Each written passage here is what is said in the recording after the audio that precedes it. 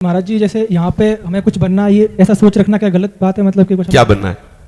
जैसे जीवन में कुछ क्यों बनना चाहो? सब कुछ क्यों नहीं बनो?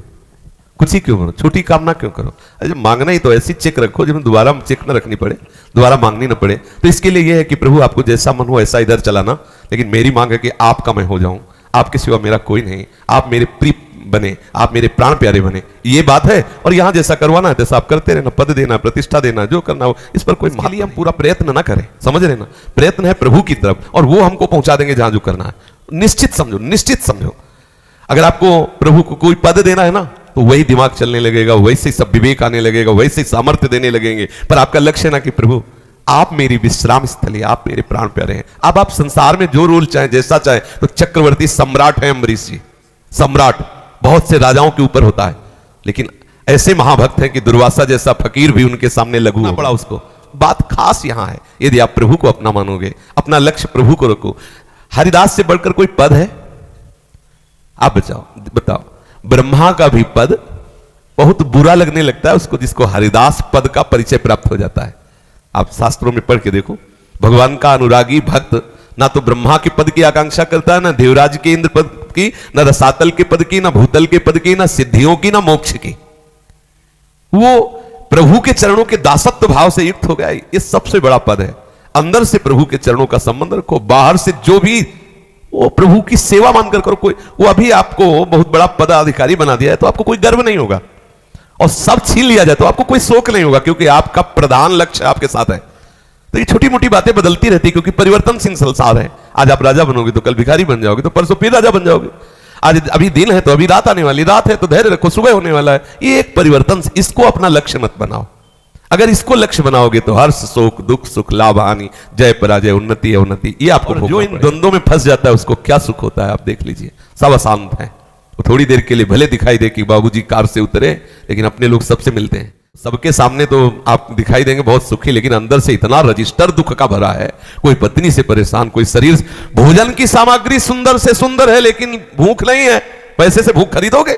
समझो, पैसा तुम्हारे पास बहुत बढ़िया है और काजू पिस्ता सब सामान, लेकिन लीवर काम निकल। डॉक्टर ने कहा जौ की रोटी खाना है, मूंग की दाल के पानी में खाना है। मरो, क्या करोगे? देखो तिजोरियों को और बैंक बैलेंस को खा नहीं सकते। बहुत एसी रूम है, बहुत ऊंचा गद्दा लगा हुआ है, सब परफ्यूम क्या कहते हैं सब लगा है, लेकिन नींद नहीं है।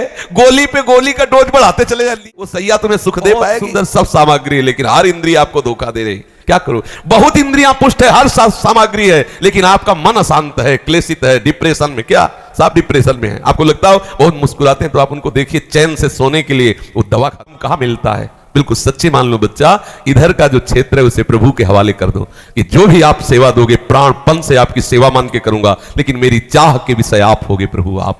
तो जब प्रभु के प्रति अपना लक्ष्य होता है ना, तो सच्ची मानिए समस्त वैभव उसके चरण चूमते हैं, क्योंकि लक्ष्मी जिनकी दासी है उन प्रभु को आपने अपना स्वामी मान लिया है। अब सब सिद्धियां, सब अनुकूल ग्रह हो जाएंगे आपके। और जब आप प्रभु के प्रति बोले शनि इनके खिलाफ है, शुक्र इनके खिलाफ है, क्यों खिलाफ? क्योंकि आप प्रभु के खिलाफ हो, इसलिए वो खिलाफ है। वो प्रभु के पार्षद हैं और प्रभु के अनुकूल हो जाओ, चाहे जिस जगह बैठे हो वो आपका मंगल ही करेंगे, मंगल कर ही नहीं सकते। चाहे जिस ग्रह पे बैठे हो, वो आपको ज्योतिषाचार्य बता रहा हो कि 7.5 लगाए हो, हर काम आपका मंगल में बनेगा, क्योंकि वो शनि भगवान का सेवक है और आप भगवान के अनुकूल हो गए। तो वो वहां से जितना भी कुछ भेजेगा वो सब बीच में कृपा के फिल्टर करके आपके पास मंगल भेजेगी। भक्त के आसपास भगवत कृपा का घेरा होता है, तो बाहर से जो भी प्रकोप आता है उसके पूर्व कर्मानुसार घेरा उसे फिल्टर करके अनुकूल करके भेज देता है, क्योंकि मंगल भवन का वो दास है, अब कोई उसका मंगल नहीं कर सकता।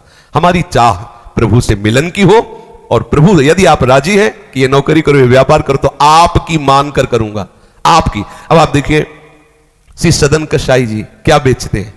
फूलमाला? नहीं, मांस बेचते हैं। और जानते हो शास्त्र में उनको महान भक्त और उनका वर्णन हुआ, उनके जीवनी का वर्णन हुआ। क्यों वर्णन हुआ? वो चंदन पूजा, अगरबत्ती, फूल माला 1 किलो चाहिए कि 2 किलो चाहिए मांस, लेकिन किसके बन के? प्रभु के बन के। अपनी कुल परंपरा का व्यापार कर रहे हैं, लक्ष्य उनका प्रभु है। तो बड़े बड़े ज्ञानियों को भी उपदेश देने के सामर्थ्य उनमें। हमें इन चरित्रों को सुनकर समझना चाहिए। उनका लक्ष्य नहीं है संसार, लक्ष्य उनका परमात्मा है। अब सेवा है संसार की, हमारा क्या है? हमारा लक्ष्य है संसार। अगर हम ठाकुर सेवा भी करते हैं तो लक्ष्य है संसार। हे भगवान हमारी नौकरी लग जाए, हे भगवान हमें ये, हे भगवान ये, तो लक्ष्य है ना संसार। गलत बात। लक्ष्य हो प्रभु और सेवा का विषय हो संसार। मन वचन कर्म से सबको सुख पहुंचाने की चाह और उसका फल मेरे स्वामी प्रसन्न हो। हमारा व्यापार, नौकरी, जो भी कार्य, मतलब जो भी कार्य में जो भी है वो सब ठाकुर का है, पूरी सृष्टि ठाकुर की है। तो मुझे जो नौकरी मिले, सेना की नौकरी मिले, व्यापार मिले, कुछ भी जो भी प्रभु के द्वारा निर्धारित किया गया, मैं सांगो पांग ईमानदारी से वो करूंगा और उसका फल चाहूंगा कि मेरे स्वामी प्रसन्न हो। मंगल में जीवन है। प्रभु के जो भरोसे है उसका जीवन दुख में नहीं हो सकता। पर होता क्या है, आज हम अगर प्रभु की भी सेवा करते हैं तो लक्ष्य हमारा संसार होता है। सुखमय जीवन व्यतीत करने के लिए सुख की आशा छोड़नी होती है।